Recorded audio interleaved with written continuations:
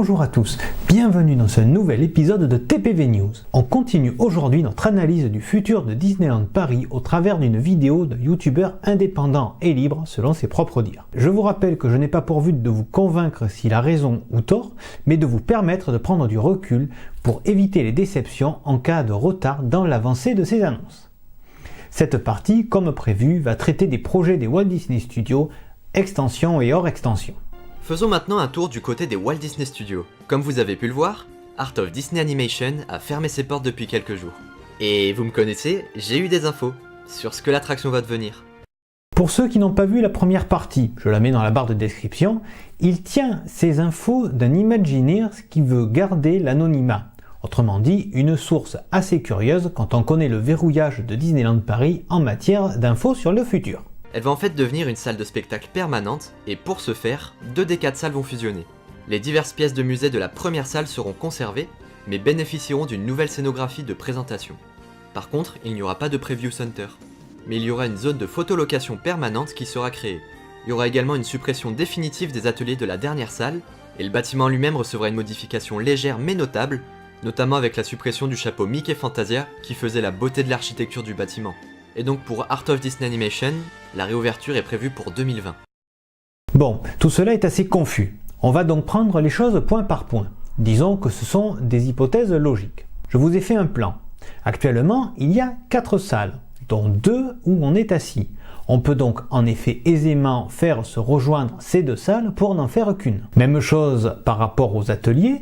Très honnêtement, même si c'est sympa de mettre des dessins en couleur, de faire du bruitage ou du doublage, il faut reconnaître que ça ne marche pas super bien et que ça commence à être un peu daté. Reste à savoir ce qu'on met dans ces salles. Il est question d'après lui d'une zone de photolocation, sauf qu'elle existe déjà finalement depuis plusieurs années. Je reconnais par contre qu'elle est rapidement saturée, donc ce serait plutôt une amélioration des conditions plus qu'une vraie nouveauté. Il dit qu'il n'y aura pas de Preview Center.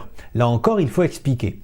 Il y a en Californie et en Floride des lieux qui proposent parfois des maquettes ou des concept art par rapport au projet des parcs en question. Donc certains ont pensé qu'un tel lieu pouvait arriver chez nous, mais visiblement non. En même temps, il n'y a jamais eu, sauf erreur, de Preview Center nulle part depuis l'espace Euro Disney. Et c'était il y a plus de 25 ans. On continue avec la modification légère mais notable. Au risque de passer pour quelqu'un qui chipote, c'est soit léger, soit notable. Si on démolit le chapeau, c'est notable, ça change l'aspect du bâtiment inspiré des vrais studios Disney.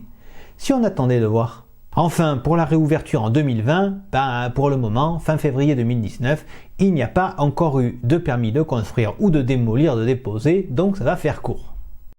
Petite parenthèse quand même pour ceux qui se demanderaient pourquoi je ne suis pas Inside Ears, je pense que vous avez votre réponse, le programme ne m'intéresse pas, puisque j'aime être libre de dévoiler des infos quand je veux, et je sais que par exemple actuellement, les Insiders sont au courant pour le futur de Art of Animation, mais ils ne peuvent pas encore en parler à cause de leur contrat justement. J'ai moi aussi quelques sources. Il s'agit du forum sur lequel j'ai trouvé la vidéo. On y trouve justement des Insiders et contrairement à ce qu'il dit, ils ne savent rien sur l'avenir d'Art of Animation. Au passage, ne vous imaginez pas dans ce programme un groupe élitiste avec des membres choisis par Disney pour avoir des infos en avant-première.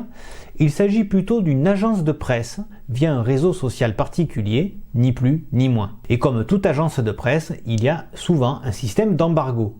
Autrement dit, si les insiders savaient des choses qu'ils ne pourraient dire, eh bien je pense qu'ils diraient qu'ils le savent, qu'ils ne peuvent encore rien dire parce que c'est confidentiel, mais qu'à une certaine date, ils l'annonceront, comme c'est l'usage dans le milieu du journalisme. Or là, ils ne disent rien parce qu'ils ne savent rien. Bref, parlons à présent de la date d'ouverture des 3 nouveaux lands des Walt Disney Studios. Cette date a enfin été fixée. L'ouverture finale sera donc en 2023 et non pas 2025. En 2023, nous aurons donc les lands Frozen, Star Wars ainsi que Marvel qui sera ouvert depuis 2021. Je ne sais pas sur quoi il se base pour être si affirmatif. Enfin, si, je le sais. Il extrapole des infos issues de la concertation avec des idées trouvées ça et là. Je me suis moi-même renseigné. Mécaniquement, vu que ladite concertation préalable a eu lieu, et en comptant les délais d'instruction, on peut se dire que les premiers travaux pour les zones à créer, donc la zone Marvel exclue, se feront début 2020 au plus tôt, donc que la livraison d'une partie de l'extension pour 2022-2023 est possible, mais certainement pas l'ensemble des deux landes. Beaucoup penchent plus sur la zone Reine des Neiges, le lac et l'allée qui les reliera au reste du parc, et qui sont disons plus faciles à construire pour 2023, puis la zone Star Wars en 2025. Je vous ai fait un petit graphique succinct pour que vous compreniez mieux. Une fois les travaux commencés pour la première partie, on lancera les procédures administratives avant travaux de la seconde. Juste pour rappel, l'annonce de l'extension a été faite il y a maintenant 1 an et on n'en est encore qu'aux enquêtes. Je doute donc que tout s'accélère d'un coup. Il y aura également une zone autour du lac sur le thème Forest, incluant son lot d'attractions. Malheureusement, je ne peux pas encore vous dévoiler ces attractions, mais elles feront sûrement l'objet d'une prochaine vidéo. Oui, c'est vrai, on distingue quelques bâtiments qui ne figuraient pas sur le concept art. Certains y voient l'arrivée d'une attraction un peu dans le style Soaring, que l'on trouve déjà dans d'autres parcs Disney, ou encore de kiosques de restauration rapide à l'image du Cozy Con Motel, ce qui a d'ailleurs relancé la rumeur de la rethématisation de Studio Tram Tour avec la licence Cars.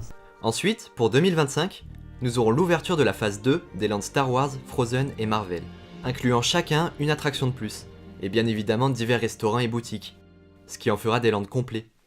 La deadline de 2025 n'est donc pas le plan comme on le connaît actuellement, mais bien un plan bien plus développé et ambitieux. Le calendrier marque bien en toutes lettres que la livraison complète se fera en 2025, voire même 2026 sur certains documents. Ce n'est pas pour rien, c'est la limite de ces extensions-là.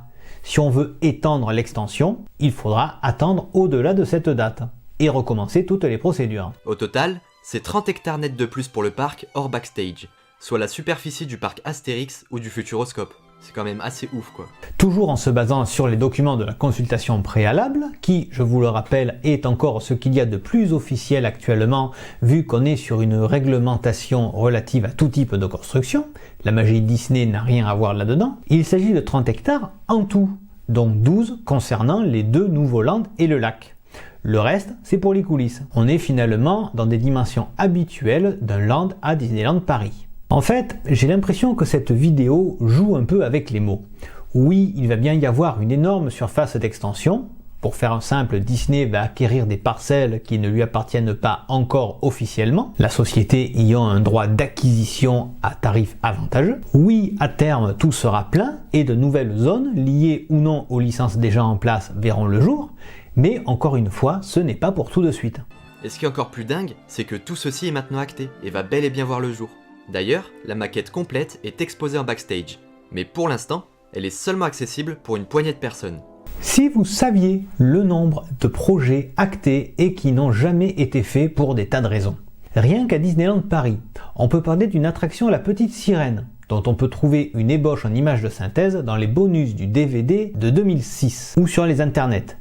Une attraction La Belle et la Bête, dont le concept semble avoir été repris et amélioré pour la version qui va bientôt arriver au Japon, ainsi que l'attraction dont je parlais la dernière fois et qui, peut-être, aurait porté la licence Indiana Jones. On peut aussi parler des multiples annonces faites pour les Walt Disney Studios, concept art à l'appui et qui ont été modifiées, retardées ou annulées par la suite. On peut aussi, en traversant l'Atlantique, se rendre compte que là-bas aussi, ils arrivent à annoncer des choses, puis à se dédire, là encore pour des tas de raisons. Un des derniers exemples a été une nouvelle salle de spectacle en Floride qui aurait agrandi Main Street au-delà de la rue elle-même et dont les travaux avaient quasiment commencé. Mais par le passé, il y a eu jusqu'à des parcs entiers qui ont été annulés, alors que de grandes annonces avaient été faites en fanfare. Je parle par exemple de Disney's America dans l'état de Virginie, de Disney's Mineral Ski Resort, une station de sport d'hiver dans les montagnes de Californie, ou encore de West Coast, qui depuis est devenu Disney California Adventure. On peut même aller plus loin en regardant les projets initiaux d'Hong Kong Disneyland, pour ne citer que ce resort-là. Tout ça pour dire que, même si c'est acté, il vaut mieux, encore une fois, attendre avant de s'emballer. Quant à la maquette en backstage, ça c'est fort possible, il faut bien que les équipes de Disneyland Paris voient comment ils arrivent à tout faire retenir. Après, on ne connaît pas la taille de cette maquette, autant c'est un tout petit truc. Pour les confirmations officielles, je pense qu'il y en aura cette année, et après pour ceux qui doutent de ce que je raconte, je vous invite à revenir sur cette vidéo dans quelques mois, puis après on pourra en reparler quoi. Pour sûr, on en reparlera, parce que en effet, d'autres infos arriveront bientôt, au fur et à mesure des demandes d'autorisation, de permis d'aménager ou de construire, et petit à petit, on y verra plus clair. C'est la fin de cet épisode. S'il vous a plu, n'hésitez pas à me le dire en commentant la vidéo, en mettant un pouce bleu et en la partageant autour de vous. N'hésitez pas non plus à vous abonner à la chaîne, ainsi qu'aux différents comptes sociaux de Temparx Voyage. Merci pour votre écoute et à très bientôt.